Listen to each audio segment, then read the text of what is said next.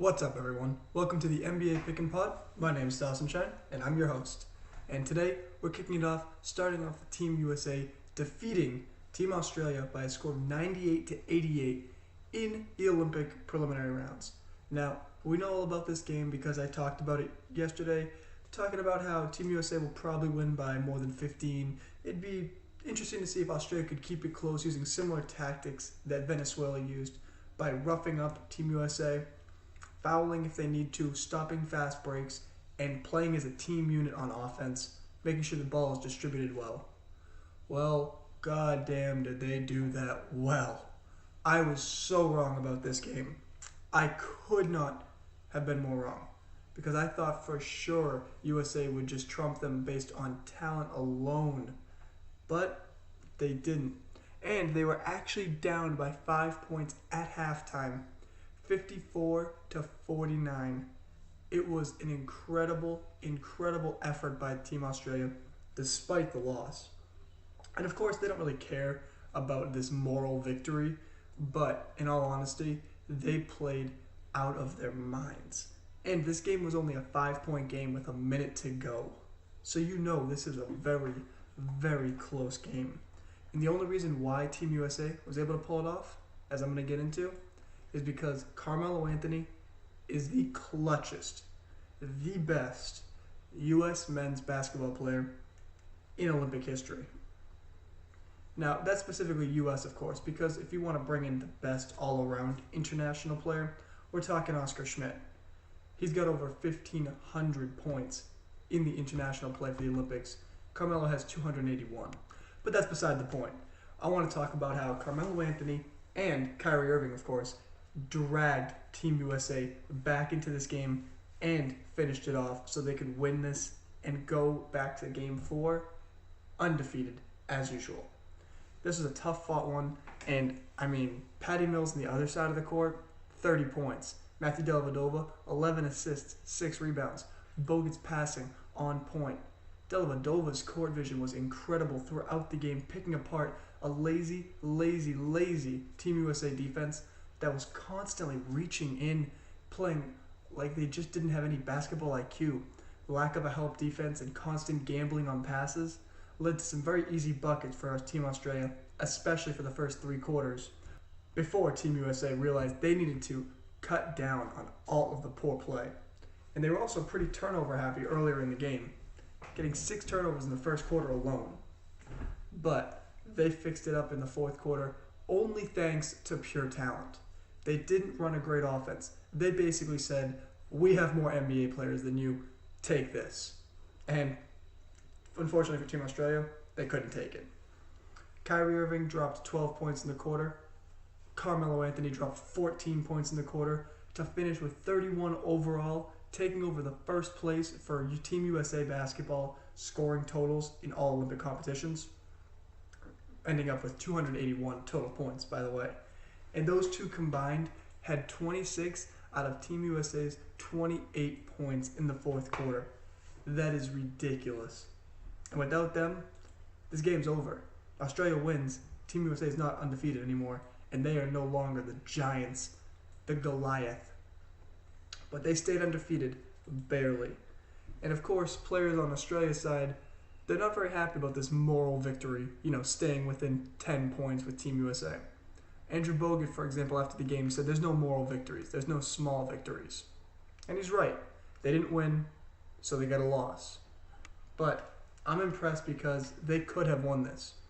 If it wasn't for Carmelo Anthony being an absolute god in international play, at the 4 position especially, then Team Australia might have pulled this game out. Or if Kyrie doesn't hit the shot with 1:36 left on the clock from the same spot, that right wing 3-pointer that he just loves to hit in clutch situations, as we all know from the NBA Finals, drains it over whoever's in front of him.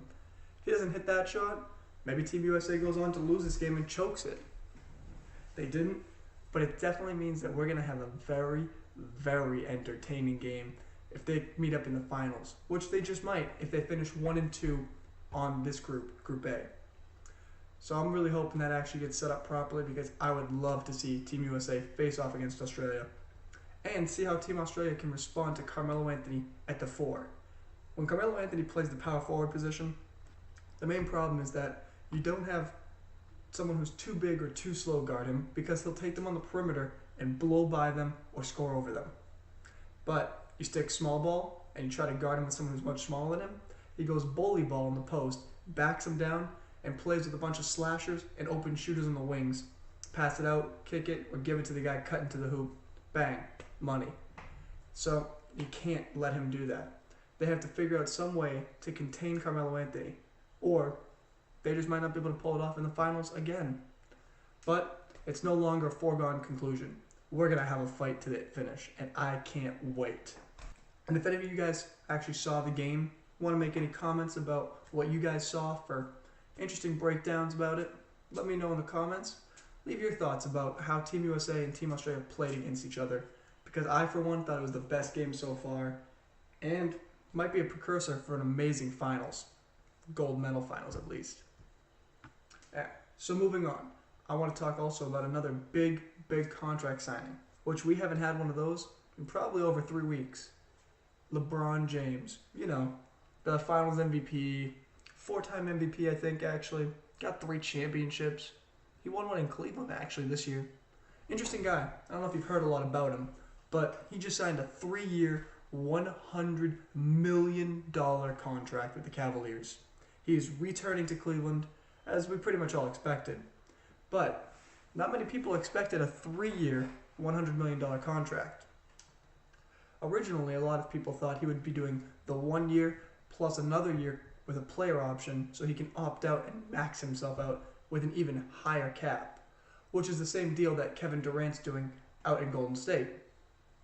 But instead of doing that, he signed a 3-year deal with most likely a player option on the 3rd year, so that when he's finished with his first 2 years, he can opt out, try and see what the new CBA, the Basketball Association's contract negotiation rules, will allow him to get for a max contract, and then sign a 5-year max deal, so that he's basically 34 years old at the beginning of a max deal. He'll be having that till he's about 38, 39, and then he can retire a max player. Now, that's one way you can look at it, or you can see it as he's giving them a couple more years of security, and then he's going to try and give himself some safety in case that 1 + 1 year doesn't work out. You end up with almost no money guaranteed. But if his contract doesn't work out after the first year, he still has 2 years of guaranteed money, so another $66 million coming in. That's a pretty safe bet. I'd be willing to make it too if I had $66 million as my backup plan. And of course, he deserves a contract this big. He's going to be making $31 million next year. He'll be making about over $33 million in the 3rd year of this contract if he were to opt in for it, which, to be honest, I don't see happening unless he's injured and needs to opt in. But I don't want to jinx it because, of course, LeBron James is a robot. He doesn't get injured. That's not going to happen. Let's be real here. But the most important fact here is that LeBron James is now the highest paid player in the league for the first time in his career. Now, I don't know about you guys, but that seems insane to me. We're talking about a guy who led a Cavaliers team in 2007 in his basically 4th year in the league, led them to a finals appearance, which they'd never had before, with a roster with Daniel Boobie Gibson, Zydrunas Ilgauskas, and Mo Williams as his 2nd best player. Are you serious? How'd this boy do that and not get the highest paid contract in the NBA ever? And then, on top of that, went to Miami, took pay cuts. Not only did he not get paid full money, he was taking pay cuts sometimes just so that he could have a team with Wade and Chris Bosh. Then he went back to Cleveland, and he wasn't the highest paid player in the league again, thanks to Kobe Bryant, of course.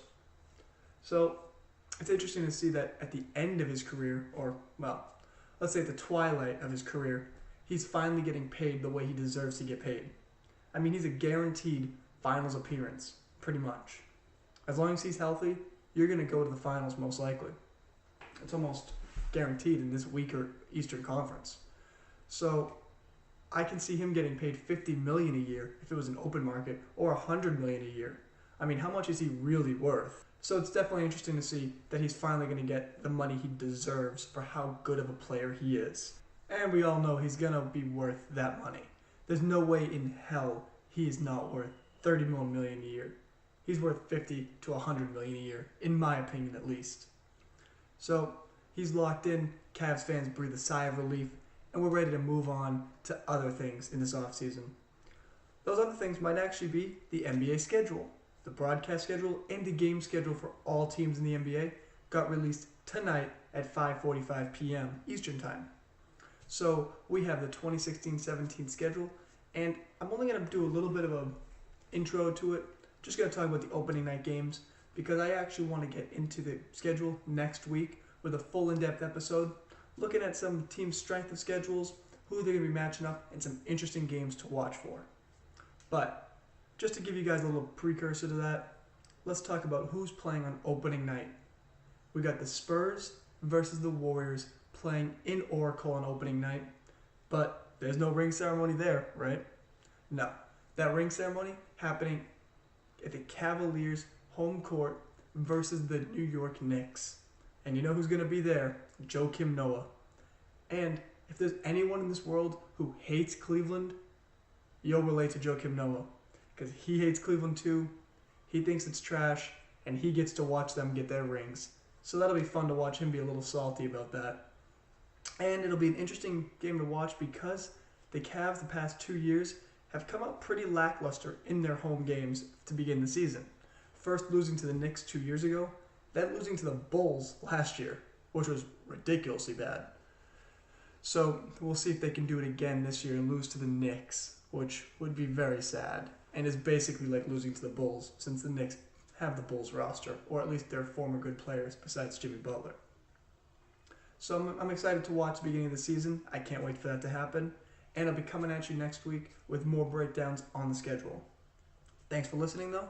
Hope you enjoyed, and if you did, please leave a like, subscribe, and leave a comment with your thoughts. Thanks very much, and have a great day, everyone.